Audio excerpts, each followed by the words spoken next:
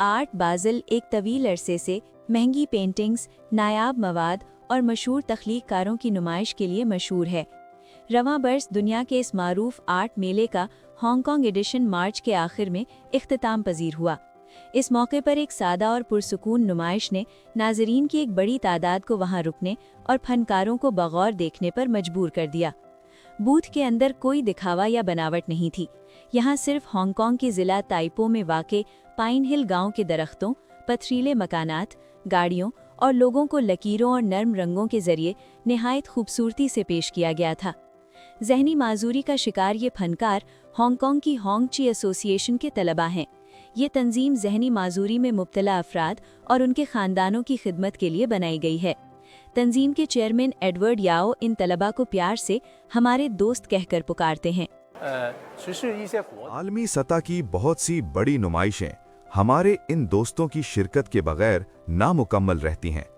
आम तौर पर मुआशरे में लोगों की तवज्जो खुसूसी ज़रूरियात या ज़हनी माजूरी के हामिल अफराद की कमज़ोरियों पर होती है, लेकिन मसव्वरी और मौसीकी फ़न के वो शोबे हैं जहां इन अफराद की असल ताकत और सलाहियतें सामने आती हैं। होंग ची के तलबा मुसलसल 3 बरसों से आर्ट बाज़ल के आलमी प्लेटफॉर्म पर अपने फ़न का मुजाहरा कर रहे हैं। पहले 2 बरस इनके फ़न पारे कैफ़े एरिया में रखे गए थे। साल 2026 में इन्होंने आर्ट बाज़ल के बाज़ाब्ता सकाफ़ती शराकतदार के तौर पर शिरकत की। फ़न पारों की सरगोशियाँ के उन्वान से उनकी पेश करदा एक अलग और भरपूर नुमाइश में तासुब और तंग नज़री से आज़ाद ज़िंदगी के खाके पेश किए गए। टीम को इस नुमाइश की तैयारी में 6 माह लगे।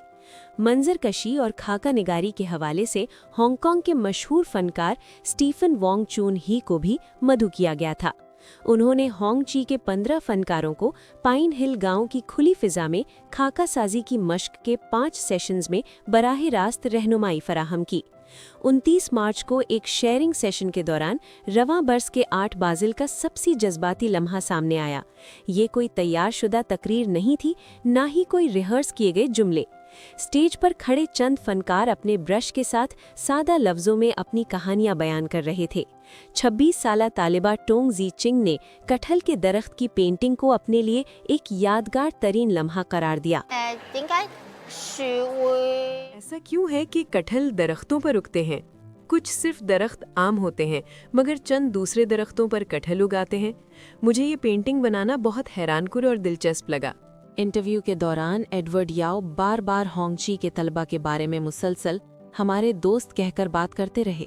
उनके नज़दीक ये सब दोस्त एक जैसे बावकार और बासलाहियत हैं।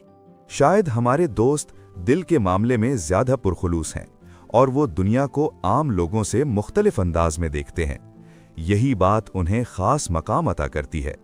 अपनी मुनफरिद सोच, अपने हाथों और ब्रश के ज़रिए वो अपनी अंदरूनी दुनिया को सामने ला सकते हैं।